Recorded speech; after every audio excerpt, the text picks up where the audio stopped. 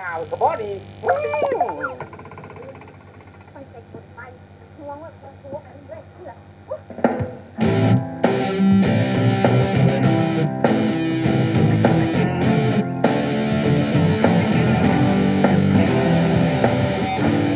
สาวโลกต้องควันภาวะโคโรนาไวรัสกลายพันธุ์ภาคชีวิตผู้คนมากล้นเกินสารพันติดต่อสื่อกันง่ายได้ความตายใกล้กว่าความฝันสาวลาวต้องควันเพราะว่าโคโรนามาฮอดแล้วบักโคโรนา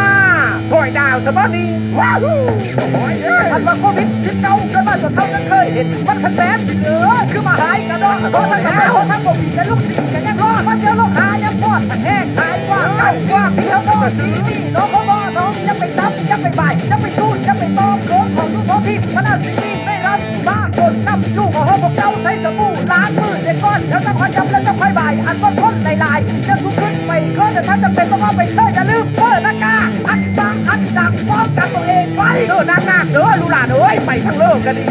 ปกป้องตัวเองให้ดีหน้ากากที่ใส่หันห้ามใจอยู่ลิ้นกินเที่ยวกับตัวเองอยู่คนเดียว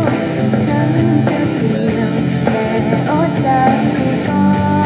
นแล้วเขาจะผ่านไป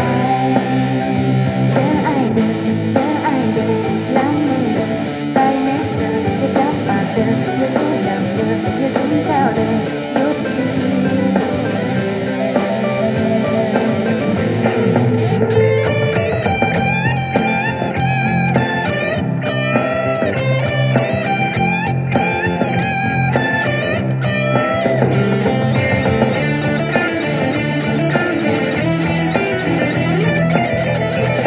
ปกป้องตัวเองให้ดีหน้ากากที่ใส่หันห้ามใจอยู่ลิ้นกินเที่ยวกับตัวเองอยู่คนเดียวถึงจะเดียวแต่อดใจก่อนแล้วเขาจะผ่านมันไป